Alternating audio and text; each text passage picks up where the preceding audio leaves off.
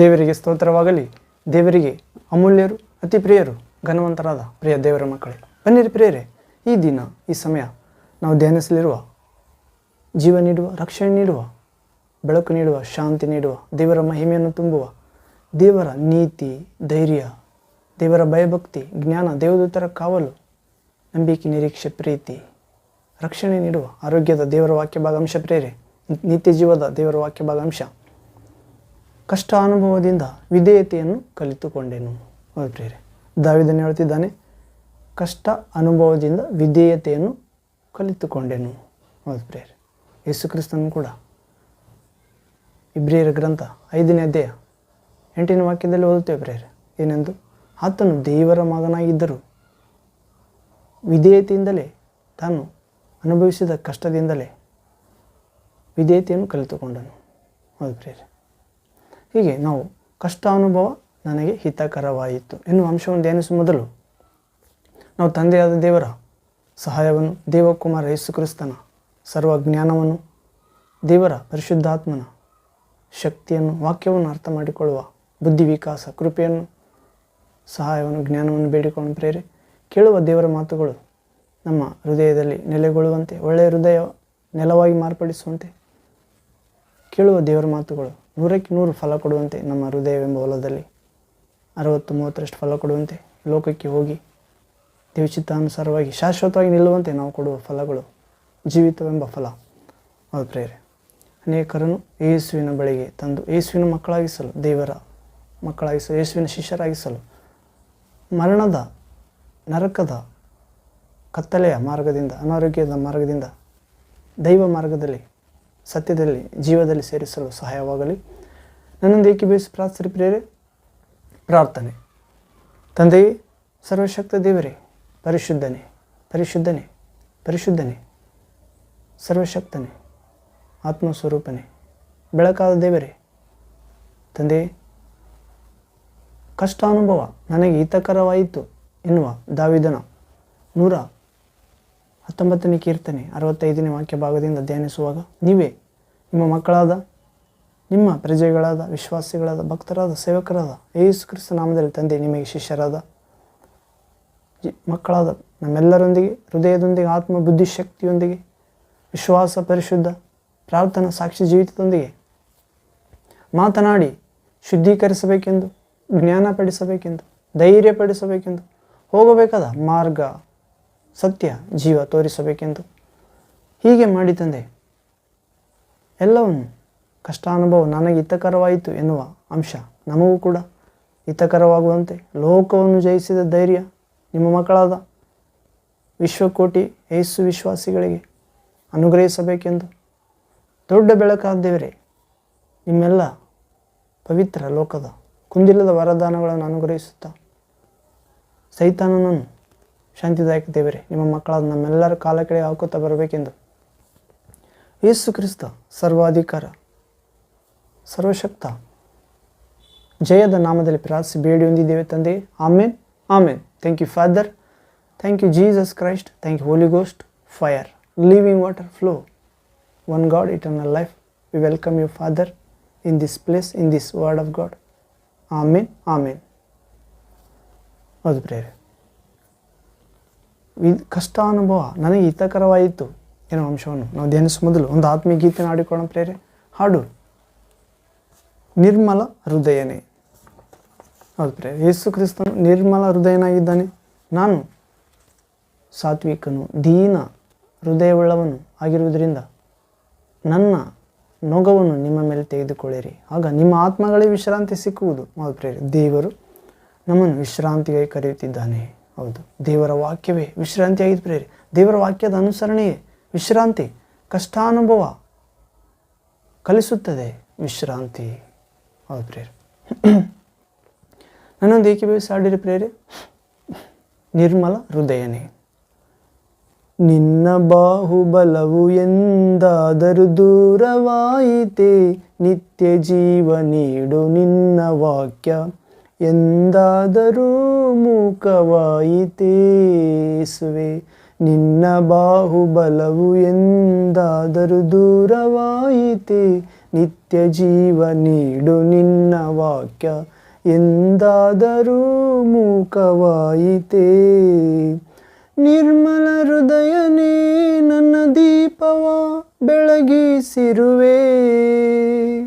ಏಸಪ್ಪ ಅಪಾರವಾದದ್ದು ನನ್ನ ಮೇಲೆ ನಿನಗಿರುವ ಅತ್ಯುನ್ನತ ಪ್ರೇಮ. ನಿರ್ಮಲ ಹೃದಯನೇ ನನ್ನ ದೀಪವ ಬೆಳಗಿಸಿರುವೆ. ಯೇಸುವೇ ಅಪಾರವಾದದ್ದು ನಮ್ಮ ಮೇಲೆ ನಿನಗಿರುವ ಅತ್ಯುನ್ನತ ಪ್ರೇಮ. ನಿನ್ನ ಬಾಹುಬಲವು ಎಂದಾದರೂ ದೂರವಾಯಿತೆ. ನಿತ್ಯ ಜೀವ ನೀಡು ನಿನ್ನ ವಾಕ್ಯ ಎಂದಾದರೂ ಮೂಕ ಹೋಯಿತೇ. ಇಷ್ಟು ದೊಡ್ಡ ರಕ್ಷಣೆ ಕೋಟೆಯೊಳಗೆ ನನ್ನ ನಿಲ್ಲಿಸಿದೆ. ದಹಿಸು ಅಗ್ನಿಯಾಗಿ ನಿಂತು ವಿರೋಧಿ ಬಾಣಗಳನ್ನು ತಪ್ಪಿಸಿರುವೆ. ಕ್ರಿಸ್ತನೇ, ಇಷ್ಟು ದೊಡ್ಡ ರಕ್ಷಣೆ ಕೋಟೆಯೊಳಗೆ ನನ್ನ ನಿಲ್ಲಿಸಿರುವೆ. ದಹಿಸೋ ಅಗ್ನಿಯಾಗಿ ನಿಂತು ವಿರೋಧಿ ಬಾಣಗಳನ್ನು ತಪ್ಪಿಸಿರುವೆ. ಅವಮಾನಿಸಿದವರೇ ಅಭಿಮಾನವನ್ನು ಹಂಚಲು ಆನಂದ ಸಂಕೇತವೇ ರಕ್ಷಣೆ ಗೀತೆ. ಒಡೆಯನೇ, ಅವಮಾನಿಸಿದವರೇ ಅಭಿಮಾನವನ್ನು ಹಂಚಲು ಆನಂದ ಸಂಕೇತವೇ ರಕ್ಷಣೆ ಗೀತೆ. ನಿನ್ನ ಬಾಹುಬಲವು ಎಂದಾದರೂ ದೂರವಾಯಿತೆ. ನಿತ್ಯ ಜೀವ ನೀಡುವ ನಿನ್ನ ವಾಕ್ಯ ಎಂದಾದರೂ ಮೂಕ ಹೋಯಿತೆ. ಸಾರವಂತವಾದ ತೋಟದೊಳಗೆ ನನ್ನ ನಾಟಿರುವೆ. ಸರ್ವಾಧಿಕಾರಿಯಾಗಿ ಜೊತೆ ಇದ್ದು ರೋಗ ಮರಣ ಭೀತಿಗಳನ್ನು ತೊಲಗಿಸಿರುವೆ. ಸಾರವಂತವಾದ ತೋಟದೊಳಗೆ ನನ್ನ ನಾಟಿರುವೆ.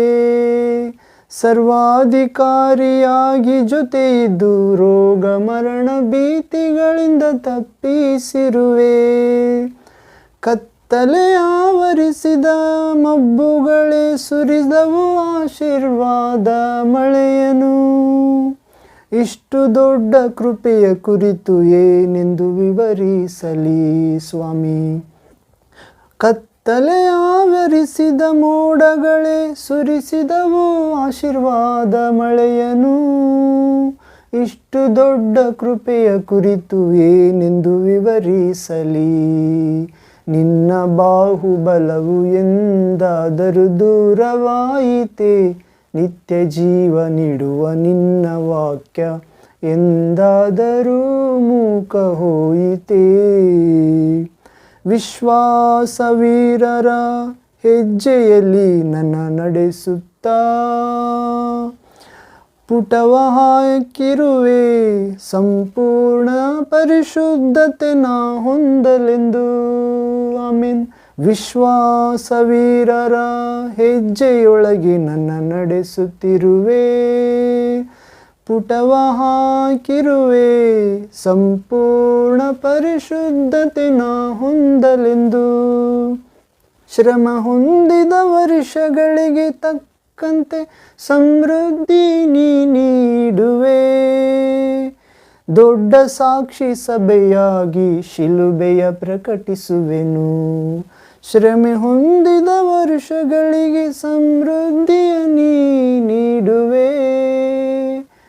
ದೊಡ್ಡ ಸಾಕ್ಷಿ ಸಭೆಯಾಗಿ ಶಿಲುಬೆಯ ಪ್ರೀತಿ ಪ್ರಕಟಿಸುವೆನು. ನಿನ್ನ ಬಾಹುಬಲವು ಎಂದಾದರೂ ದೂರವಾಯಿತೆ. ನಿತ್ಯ ಜೀವ ನೀಡುವ ನಿನ್ನ ವಾಕ್ಯ ಎಂದಾದರೂ ಮೂಕ ಹೋಯಿತೆ. ನಿನ್ನ ಬಾಹುಬಲವು ಎಂದಾದರೂ ದೂರವಾಯಿತೆ. ನಿತ್ಯ ಜೀವ ನೀಡುವ ನಿನ್ನ ವಾಕ್ಯ ಎಂದಾದರೂ ಮೂಕ ಹೋಯಿತೇ. ಇಲ್ಲ, ನಿರ್ಮಲ ಹೃದಯನೇ ನನ್ನ ದೀಪವ ಬೆಳಗಿಸಿರುವೆ. ಏಸಪ್ಪ, ಅಪಾರವಾದದ್ದು ನಮ್ಮ ಮೇಲೆ ನಿನಗಿರುವ ಅತ್ಯುನ್ನತ ಪ್ರೇಮ. ನಿರ್ಮಲ ಹೃದಯನೇ ನಮ್ಮ ಜೀವಿತ ಬೆಳಗಿಸಿರುವೆ. ಕ್ರಿಸ್ತನೇ, ಅಪಾರವಾದದ್ದು ನಮ್ಮ ಮೇಲೆ ನಿನಗಿರುವ ಅತ್ಯುನ್ನತ ಪ್ರೇಮ. ನಿನ್ನ ಬಾಹುಬಲವು ಎಂದಾದರೂ ಮೂಕವಾಯಿತ, ನಿತ್ಯ ಜೀವ ನೀಡು ನಿನ್ನ ವಾಕ್ಯ ಎಂದಾದರೂ ದೂರವಾಯಿತಾ? ಇಲ್ಲ. ಹೌದು ಪ್ರಭೆ. Thank you Father, thank you Jesus Christ, thank you Holy Ghost fire living water flow. Amen. ಹೌದು ಪ್ರೇರೆ, ನಿರ್ಮಲ ಹೃದಯನಾಗಿದ್ದಾನೆ ಯೇಸು ಕ್ರಿಸ್ತನು. ಆತನ ಬಾಹುಬಲ ಯಾವತ್ತಿಗೂ ಕಡಿಮೆ ಆಗಲಿಲ್ಲ ಪ್ರೇರೆ. ಆತನು ನಿನ್ನೆ, ಇಂದು, ನಾಳೆ ನಿರಂತರ ಏಕರೀತಿಯಾಗಿದ್ದಾನೆ. ಹೌದು ಪ್ರೇರೆ, ನಿತ್ಯ ಜೀವ ನೀಡುವ ಆತನ ವಾಕ್ಯ ಮೂಕವಾಗಲಿಲ್ಲ. ಹೌದು, ಆತನ ವಿಶ್ವಾಸ ಇಡುವವರು ಸತ್ತರು ಬದುಕುತ್ತಾನೆ, ಬದುಕುತ್ತಾನೆಂಬ ಪ್ರತಿಭೆ ಎಂದಿಗೂ ಸಾಯಲಿಲ್ಲ ಪ್ರೇರೆ. ಹೌದು, ಆತನ ಪ್ರಭಾವ ಎಂದಿಗೂ ಕುಂದಿ ಹೋಗಲಿಲ್ಲ. ಪುನರುತ್ಥಾನ ಪ್ರಭಾವ ಯೇಸುವಿನ ನಾಮದಲ್ಲಿ ಇಂದಿಗೂ ಅದ್ಭುತ ನಡೆಯುತ್ತೆ ಪ್ರೇರೆ. ಪಾಪಿಗಳು ಬದಲಾಗುತ್ತಾರೆ,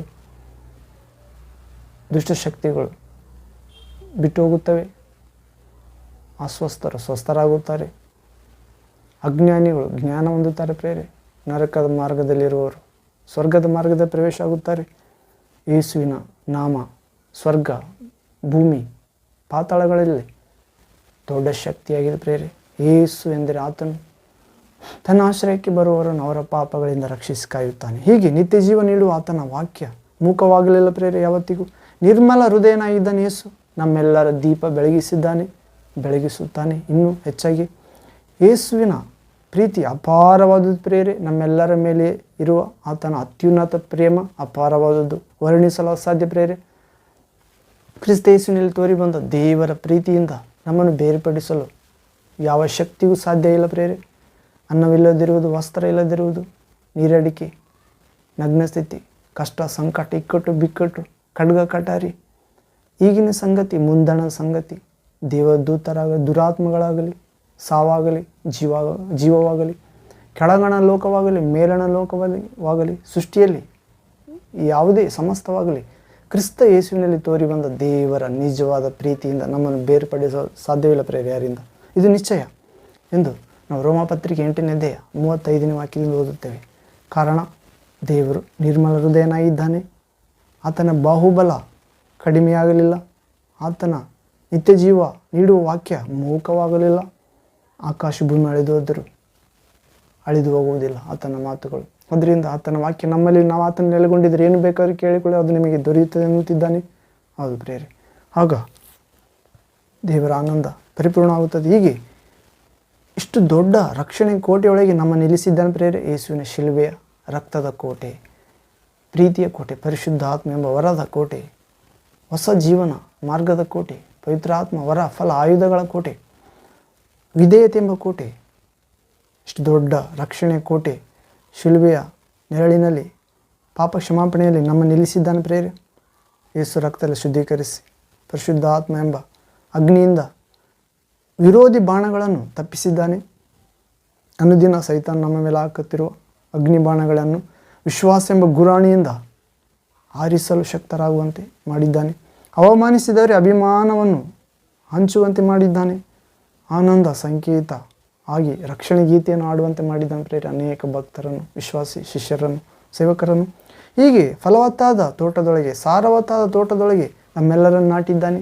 ಹೌದು, ದೇವರ ವಾಕ್ಯವೇ ಸಾರವತ್ತಾದ ತೋಟ, ವಿಧೇಯತೆಯೇ ಸಾರವತ್ತಾದ ತೋಟ, ಪ್ರೀತಿಸುವುದೇ ಸಾರವತ್ತಾದ ತೋಟ, ಕ್ಷಮಿಸುವುದೇ, ಸಹಿಸುವುದೇ, ಕಷ್ಟ ಅನುಭವ ಹಿತಕರವಾಗುತ್ತದೆ ಎಂದು ನಂಬುವುದೇ ಸಾರವತ್ತಾದ ತೋಟ. ಗುರುವಿಗಿಂತ ಶಿಷ್ಯನು ಶ್ರೇಷ್ಠನಲ್ಲ, ದಣಿಗಿಂತ ಆಳು ದೊಡ್ಡವನಲ್ಲ. ತೀರ ಕಲಿತವನಾದ ಪ್ರತಿಯೊಬ್ಬನು ತನ್ನ ಗುರುವಿನಂತಾದರೆ ಸಾಕು, ಆಳು ದಣಿಯಂತಾದರೆ ಸಾಕು. ಹೌದು ಪ್ರೇರೆ, ಸಾರವತ್ತಾದ ತೋಟವಾದ ಯೇಸುವಿನಲ್ಲಿ ನಮ್ಮನ್ನು ನಾಟಿದ್ದಾನೆ ತಂದೆಯ ದೇವರು. ದ್ರಾಕ್ಷ ಬಳ್ಳಿ, ಯೇಸು ನಿಜವಾದ ದ್ರಾಕ್ಷ ಬಳ್ಳಿ, ನಾವು ಕೊಂಬೆಗಳು. ಫಲ ಕೊಡಬೇಕಾಗಿದೆ. ನಮ್ಮ ಯೇಸುವನ್ನು ಹಿಂಬಾಲಿಸಿ ಆತನ ಹೆಜ್ಜೆಗಳಲ್ಲಿ ಸರ್ವಾಧಿಕಾರಿಯಾಗಿ ಜೊತೆ ಇದ್ದು ರೋಗ ಮರಣ ಭೀತಿಗಳಿಂದ ತಪ್ಪಿಸಿದ್ದಾನೆ ಪ್ರೇರೆ. ಸರ್ವಾಧಿಕಾರಿಯಾಗಿದ್ದಾನೆ ಯೇಸು. ರೋಗ ಜೊತೆಗಿರುತ್ತಾನೆ. ಇಮ್ಮಾನುವೇಲನಾಗಿ ಆತನ ವಿಶ್ವಾಸವರಿಗೆ ಯುಗದ ಸಮಾಪ್ತಿವರೆಗೆ ಎಲ್ಲ ದಿನಗಳು ನಾನು ನಿಮ್ಮೊಂದಿಗಿರುತ್ತೇನೆ. ನೋಡಿರಿ, ತಂದೆ ವಾಗ್ದಾನ ಮಾಡಿದ ಪವಿತ್ರ ಆತ್ಮ ನಿಮ್ಮ ಮೇಲೆ, ಪರಿಶುದ್ಧಾತ್ಮ ನಿಮ್ಮ ಮೇಲೆ ಬರೋ ತನಕ ಕಾದುಕೊಳ್ಳಿರಿ. ಪಡೆದುಕೊಳ್ಳಲು ನಂತರ ನೀವು ಜೆರುಸಲೇಮ್, ಜುದಯ, ಸಮಾರ್ಯ, ಲೋಕದ ಎಲ್ಲ ದಿಕ್ಕುಗಳು ಹೋಗಿ ನನ್ನ ಸಾಕ್ಷಿಗಳಾಗುತ್ತೀರಿ. ಎಲ್ಲರಿಗೂ ನಾನು ಆಜ್ಞಾಪಿಸಿದವುಗಳನ್ನು ನೀವು ಕಾಪಾಡಿಕೊಳ್ಳುವಂತೆ ಬೋಧಿಸಿರಿ. ಯುಗದ ಸಮಾಪ್ತಿಯವರಿಗೆ ಎಲ್ಲ ದಿನಗಳು ನಿಮ್ಮೊಂದಿಗಿರುತ್ತೇನೆ ಎಂದು ಕೈಗಳಿನಿಂದ ಆಶೀರ್ವದಿಸಿ ಹೋಗಿದ್ದಾನೆ ಪ್ರಭು. ಹೌದು, ಮತ್ತೆ ಬರುತ್ತಿದ್ದಾನೆ. ಹೀಗೆ ಸಾರವತ್ತಾದ ತೋಟದೊಳಗೆ ನಮ್ಮನ್ನು ನಾಟಿದ್ದಾನೆ. ಆತನೇ ಸಾರವತ್ತಾದ ತೋಟ ಯೇಸು. ಸರ್ವಾಧಿಕಾರಿಯಾಗಿ ಜೊತೆ ಇದ್ದು ರೋಗ ಮರಣ ಭೀತಿಗಳನ್ನು ತೊಲಗಿಸಿದ್ದಾನೆ. ಯೋಹಾನ ಸುವಾರ್ತೆ 17ನೇ ಅಧ್ಯಾಯದಲ್ಲಿ ನೋಡ್ತೇವೆ ಪ್ರೇರೆ. ತಂದೆ, ನಾನು ನಿನ್ನ ಬಳಿ ಬರುತ್ತಿದ್ದೇನೆ. ಇವರನ್ನು ಲೋಕದಲ್ಲಿ ನನಗೆ ಕೊಟ್ಟಿರುವೆ, ಇವರನ್ನು ತೆಗೆದುಕೋ ಎಂದು ಹೇಳುವುದಿಲ್ಲ. ಇವರು ಈ ಲೋಕದಲ್ಲಿ ಇರುತ್ತಾರೆ, ಇವರನ್ನು ಕೇಡಿಗಿನಿಂದ ತಪ್ಪಿಸಿ ಕಾಪಾಡು ಎಂದು ಪ್ರಾರ್ಥಿಸಿದ್ದಾನೆ ಪ್ರೇರೆ. ಸರ್ವಾಧಿಕಾರಿಯಾಗಿ ಪರಿಶುದ್ಧಾತ್ಮನಾಗಿ ನಮ್ಮ ಜೊತೆಗಿದ್ದು ರೋಗ ಮರಣ ಭೀತಿಯನ್ನು ಹುಟ್ಟಿಸುವ ಸೈತಾನ್ನಿಂದ ನಮ್ಮಿಂದ ಓಡಿಸಿ ಕಾಪಾಡುತ್ತಾನೆ. ನಾವು ಅನೇಕರನ್ನು ರೋಗ ಮರಣ ಭೀತಿಯಿಂದ ಕಾಪಾಡುವಂತೆ ಮಾಡುತ್ತಾನೆ. ನಮ್ಮ ಜೊತೆಗೆ ಇಮ್ಮಾನುವೇಲ್ ಆಗಿದ್ದು, ಪರಿಶುದ್ಧಾತ್ಮನಾಗಿದ್ದು, ಕತ್ತಲೆ ಆವರಿಸಿದ ಮೋಡಗಳು ಕೂಡ ಆಶೀರ್ವಾದ ಮಳೆಯನ್ನು ಸುರಿಸುವಂತೆ ಮಾಡುತ್ತಾನೆ ಪ್ರೇರೆ. ನಾವು ಅನುಭವಿಸಿದ ಕಷ್ಟಗಳೇ ನಮಗೆ ಒಳಿತಿಗಾಗಿ ಮಾರ್ಪಡಿಸುತ್ತಾನೆ ಆಶೀರ್ವಾದವಾಗಿ. ಇಷ್ಟು ದೊಡ್ಡ ಕೃಪೆಯನ್ನು ಕುರಿತು ಏನೆಂದು ವರ್ಣಿಸಬೇಕು ಪ್ರೇರೆ? ವರ್ಣಿಸಲು ಅಸಾಧ್ಯ. ದೇವರ ಕೃಪೆ, ಹೌದು, ಆಕಾಶದಷ್ಟು ಉನ್ನತ. ಆತನಲ್ಲಿ ಭಯಭಕ್ತಿ ಉಳ್ಳವರ ಮೇಲೆ ಆತನ ಕೃಪೆ, ಭೂಮಿ ಮೇಲೆ ಆಕಾಶ ಎಷ್ಟು ಉನ್ನತವಾಗಿದೆ. ಬೆಳಕು ಕೊಡುತ್ತದೆ ಭೂಮಿಗೆ. ಮಳೆ, ಹಿಮ, ಮಂಜು ಕಳುಹಿಸಿ ಬಿತ್ತುವನಿ ಬೀಜ, ಉಣ್ಣುವನಿ ಆಹಾರ ಕೊಟ್ಟು ಸುಮ್ಮನೆ ಹಿಂತಿರುಗುವುದಿಲ್ಲವೋ ಆಕಾಶಕ್ಕೆ? ಅದರಂತೆ ದೇವರ ಕೃಪೆ ನನ್ನ ಜೀವನದಲ್ಲಿ ಯೇಸುವಿನ ವಿಶ್ವಾಸ ಇಟ್ಟಿರುವುದರಿಂದ ದೊಡ್ಡ ಕೃಪೆ, ಆಶೀರ್ವಾದ ಮಳೆಯನ್ನು ಸುರಿಸುತ್ತದೆ ಪ್ರೇರೆ. ಪರಿಶುದ್ಧ ಆತ್ಮನ ಮಳೆ, ಪರಿಶುದ್ಧ ಆತ್ಮನ ವರಗಳೆಂಬ ಮಳೆ, ಕುಂದಿಲ್ಲದ ಜ್ಞಾನ ಪ್ರೇರೆ, ಎಲ್ಲ ಪರಿಶುದ್ಧಾತ್ಮನ ಫಲಗಳು, ಒಳ್ಳೆಯ ಸುಗುಣಗಳು. ಇಷ್ಟು ದೊಡ್ಡ ಕೃಪೆಯನ್ನು ಕುರಿತು ವಿವರಿಸಲು ಅಸಾಧ್ಯ, ವಿವರಿಸಬೇಕಾಗಿದೆ. ವಿಶ್ವಾಸ ವೀರರ ಹೆಜ್ಜೆ ಜಾಡಿನಲ್ಲಿ ನಮ್ಮನ್ನು ನಡೆಸುತ್ತಾನೆ ಪ್ರಭು. ಪುಟ ಹಾಕುತ್ತಾನೆ. ಸಂಪೂರ್ಣ ಪರಿಶುದ್ಧತೆ ನಾವು ಹೊಂದಲೆಂದು. ಹೌದು, ಶ್ರಮೆ ಹೊಂದಿದ ವರ್ಷಗಳಿಗೆ ತಕ್ಕಂತೆ ಸಮೃದ್ಧಿಯನ್ನು ನೀಡುತ್ತಾನೆ. ಜ್ಞಾನದಲ್ಲಿ, ವಿಶ್ವಾಸದಲ್ಲಿ, ನಂಬಿಕೆ, ನಿರೀಕ್ಷೆ, ಪ್ರೀತಿಯಲ್ಲಿ ಕೊರತೆ ಆಗದಂತೆ ನೋಡಿಕೊಳ್ಳುತ್ತಾನೆ ಎಲ್ಲ ವಿಧದಲ್ಲಿ. ದೇವಚಿತ್ತದಂತೆ ಯೇಸು ಶ್ರಮ ಹೊಂದಿದ ವರ್ಷಗಳಿಗೆ ತಕ್ಕಂತೆ ಸಮೃದ್ಧಿ ನೀಡುತ್ತಾನೆ, ಆಶೀರ್ವಾದ ನೀಡುತ್ತಾನೆ, ಕೃಪೆ ನೀಡುತ್ತಾನೆ. ದೊಡ್ಡ ಸಾಕ್ಷಿ ಸಭೆಯಾಗಿ ಶಿಲುಬೆಯನ್ನು ಪ್ರಕಟಿಸಬೇಕಾಗಿದೆ ಪ್ರೇರೆ ನಾವು. ಹೌದು, ಯೇಸುವೆ ಸತ್ಯದೇವರ ನಿತ್ಯ ಜೀವವೆಂದು ಶಿಲುಬೆ ಸಂದೇಶ ರಕ್ಷಣೆ ಮಾರ್ಗದಲ್ಲಿರುವ ದೇವರ ಶಕ್ತಿಯಾಗಿದೆ. ನಾಶನ ಮಾರ್ಗದಲ್ಲಿರುವವರಿಗೆ ಹುಚ್ಚು ಸಂಗತಿಯಾಗಿದೆ.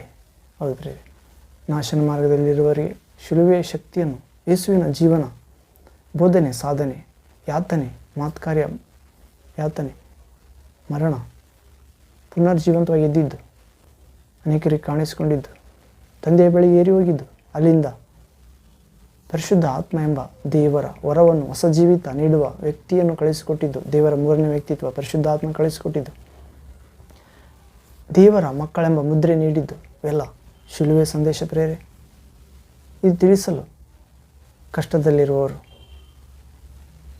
ಪರಿಶುದ್ಧ ದೇವರ ಬಳಿಗೆ ಬಂದು ತಮ್ಮ ಶಿಲುಬೆಯನ್ನು ಪಾಪ ಭಾರ ಇಳಿಸಿ ಯೇಸುವಿನ ಮಾತುಗಳೆಂಬ ಶಿಲುಬೆಯನ್ನು ಹೊತ್ತುಕೊಂಡು ಹಗುರವಾದ ಮೃದುವಾದ ಜೀವಿಸುವುದಕ್ಕೆ ಸಹಾಯವಾಗುತ್ತದೆ ಪ್ರೇರೆ. ಅಂತ ಕೃಪೆ ಪ್ರಭು ನಮ್ಮ ನೀಡಲಿ. ವಾಕ್ಯ ಭಾಗದೊಳಗೆ ಪ್ರವೇಶವನ್ನು ಪ್ರೇರೆ. ಸ್ವಲ್ಪ ಸಮಯ ನಾವು ಅಂಶ ಪ್ರೇರೆ.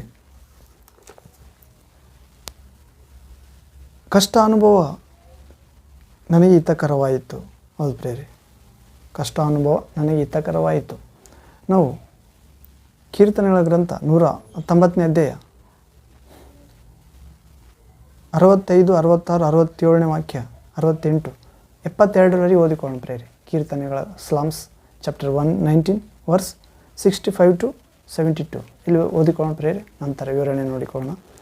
65ನೇ ವಾಕ್ಯ, ಯೆಹೋವನೇ ನೀನು ನಿನ್ನ ವಾಗ್ದಾನಕ್ಕೆ ತಕ್ಕಂತೆ ನಿನ್ನ ಸೇವಕನಿಗೆ ಮಹೋಪಕಾರ ಮಾಡಿದ್ದಿ. ಪ್ರೇರೆ 65ನೇ ವಾಕ್ಯ, ದಾವೀದನಿಗೆ ದೇವರು ಮಹೋಪಕಾರ ಮಾಡಿದ್ದಾನಂತ ಪ್ರೇರೆ. ಹೌದು, ಆತನಿಗೆ ಕೃಪೆ ನೀಡಿದ್ದಾನೆ ಮತ್ತು ಕುರಿ ಕಾಯುವ ಆತನಿಂದ ಹಿಡಿದು ರಾಜನನ್ನಾಗಿ ಚಕ್ರವರ್ತಿಯನ್ನಾಗಿ ಮಾಡಿದ್ದಾನೆ ಪ್ರೇರೆ. ಆತನ ಸಂತಾನದ ಭವಿಷ್ಯದ ಕುರಿತು ಹೇಳಿದ್ದಾನೆ ಮತ್ತು ಲೋಕರಕ್ಷಕ ನಿನ್ನ ಸಂತತಿಯಿಂದಲೇ ಶಾರೀರ ಸಂಬಂಧವಾಗಿ ಬರುತ್ತಾನೆ. ಹೌದು, ಹೀಗೆ ಯೆಹೋವನೇ ನೀನು ನಿನ್ನ ವಾಗ್ದಾನಕ್ಕೆ ತಕ್ಕಂತೆ ನಿನ್ನ ಸೇವಕನಿಗೆ ಮಹೋಪಕಾರ ಮಾಡಿದ್ದಿ.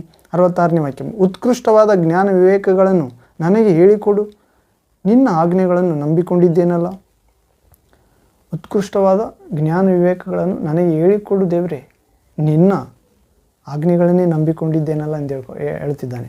ಹೌದ್ರಿ, ನಾವು ಕೂಡ ದೇವರ ಆಜ್ಞೆಗಳನ್ನು, ಯೇಸುವಿನ ವಾಕ್ಯಗಳನ್ನು ನಂಬಿಕೊಂಡುವುದಾದರೆ ಉತ್ಕೃಷ್ಟವಾದ ಜ್ಞಾನ ವಿವೇಕಗಳನ್ನು ಹೇಳಿಕೊಡುತ್ತಾನೆ ಪ್ರೇರ ದೇವರು. ನಾವು ಫಿಲಿಪಿ ಪತ್ರಿಕೆಯಲ್ಲಿ ನೋಡುತ್ತೇವೆ, 1ನೇ ಅಧ್ಯಾಯ 9ನೇ ವಾಕ್ಯದಲ್ಲಿ, Philippians chapter 1 verse 9 to 11th word ಇಲ್ಲಿ ಓದುವುದಾದರೆ, ಮತ್ತು ನಾನು ದೇವರನ್ನು ಪ್ರಾರ್ಥಿಸಿ ನಿಮ್ಮ ಪ್ರೀತಿಯು ಹೆಚ್ಚುತ್ತಾ ಪೂರ್ಣ ಜ್ಞಾನ ವಿವೇಕಗಳಿಂದ ಕೂಡಿ ಉತ್ತಮ ಕಾರ್ಯಗಳು ಯಾವುವೆಂದು ನೀವು ವಿವೇಚಿಸುವವರಾಗಬೇಕೆಂತಲೂ, ಕ್ರಿಸ್ತನು ಬರುವ ದಿನದಲ್ಲಿ ನೀವು ಸರಳವಾಗಿಯೂ ನಿರ್ಮಲರಾಗಿಯೂ ಯೇಸು ಕ್ರಿಸ್ತನ ಮೂಲಕವಾಗಿರುವ ಸುನೀತಿ ಎಂಬ ಫಲದಿಂದ ತುಂಬಿದವರಾಗಿಯೂ ಕಾಣಿಸಿಕೊಂಡು ದೇವರಿಗೆ ಘನತೆಯನ್ನು ಸ್ತೋತ್ರವನ್ನು ತರಬೇಕೆಂತಲೂ ಬೇಡಿಕೊಳ್ಳುತ್ತೇನೆ. ಹೌದು ಪ್ರೇರೆ, ಇಲ್ಲಿ ದಾವೀದನು ಹೇಳ್ತಿದ್ದಾನೆ, ಉತ್ಕೃಷ್ಟವಾದ ಜ್ಞಾನ ವಿವೇಕಗಳನ್ನು ನನಗೆ ಹೇಳಿಕೊಡು, ನಿನ್ನ ಆಜ್ಞೆಗಳನ್ನು ನಂಬಿಕೊಂಡಿದ್ದೇನಲ್ಲ. ಆದರೆ ದೇವರ ಆಜ್ಞೆಗಳನ್ನು ನಂಬಿಕೊಂಡ್ರೆ ನಾವು ದೇವರನ್ನು ಪ್ರಾರ್ಥಿಸಬೇಕಾಗಿದೆ. ದೇವರೇ, ನಿನ್ನ ಆಜ್ಞೆಗಳಲ್ಲಿರುವ ಉತ್ಕೃಷ್ಟವಾದ ಜ್ಞಾನ ವಿವೇಕಗಳಿಂದ ನನಗೆ ತಿಳಿಯಪಡಿಸು. ಹೌದು, ದೇವರನ್ನು ಪ್ರಾರ್ಥಿಸಬೇಕಾಗಿದೆ ಪ್ರೇರೆ. ದೇವರ ಆಜ್ಞೆಗಳನ್ನು ನಂಬಿಕೊಳ್ಳುವುದಷ್ಟೇ ಅಲ್ಲ, ದೇವರನ್ನು ಪ್ರಾರ್ಥಿಸಬೇಕಾಗಿದೆ. ಏನೆಂದು? ನಿಮ್ಮ ಪ್ರೀತಿಯು ಹೆಚ್ಚುತ್ತಾ. ಹೌದು, ದೇವರ ಆಜ್ಞೆಗಳನ್ನು ಪಾಲಿಸುವುದರಲ್ಲಿ ನಮ್ಮ ಪ್ರೀತಿಯು ಹೆಚ್ಚುತ್ತಾ ಜ್ಞಾನ ವಿವೇಕಗಳಿಂದ ಕೂಡುತ್ತೇವೆ.